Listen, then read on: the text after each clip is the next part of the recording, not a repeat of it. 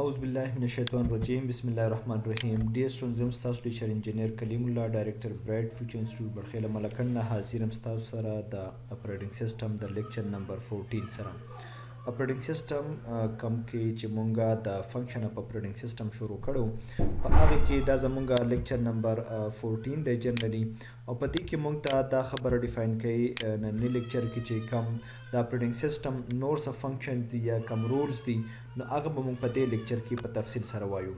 هغې کې زموږ سره په ادر فنکشنز یا ادر رولز اف اپریټینګ سیسټم کې چې کوم دی زموږ سره په ننني لیکچر کې هغه دی بوټینګ. دا د دې د تیوري وایو بیا په هغې باندې تفصیلي رڼا اچوو.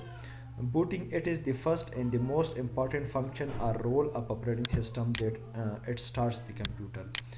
دا د کمپیوټر د ټولو نه اهم کمال دی، یو اهم کردار دی چې د دې په وجه باندې کمپیوټر چې دی هغه سټارټ اخلي. کمپیوټر چې دی هغه سټارټ کیږي نو دا فنکشن دی د اپریټینګ سیسټم، او دې فنکشن ته ویل کیږي بوټینګ. کله چې مونږه بټنز پریس کو او دې مونږه بایوس ته لاړ شي، بیسک انپوټ آوټپوټ سیسټم چې دی هغه خپل ټول ډیوایس چیک کي او بیا د هغې سره سافټویر چیک شي، د هغې سره بیا اپریټینګ سیسټم چیک شي چې د اپریټینګ سیسټم پراپر کار کوي نه کوي. نو چې کله د اپریټینګ سیسټم پراپر کار کوي نو د هغې نه بعد هغه پرمیشن ورکړي او دا اپریټینګ سیسټم په وجه باندې دا کمپیوټر چې دی دا ډیسکټاپ ته ورسي. که سره زموږ سره دا اپریټینګ سیسټم نه وي نو دا کمپیوټر به بوټ کېدو نه سټارټ کېدو به نه. د کمپیوټر په ژبه کې د کمپیوټر سټارټ کېدو ته د پروسس د بوټینګ ویل کېږي. د بوټینګ بیا دوه قسمونه دي، یو ته ویل کېږي کولډ بوټینګ او بل ته ویل کېږي وارم بوټینګ. کولډ بوټینګ دې تیوري وایو بیا په هغې باندې د هغې ایکسپلینیشن کوو. کولډ بوټینګ when computer is started while pressing the on off button that is called cold booting.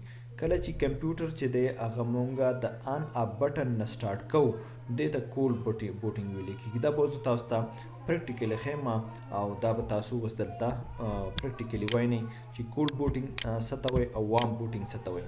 خو زه وارم بوټینګ ته راځم، د دې تیوري ویم او بیا په دې باندې پریکټیکل کوم.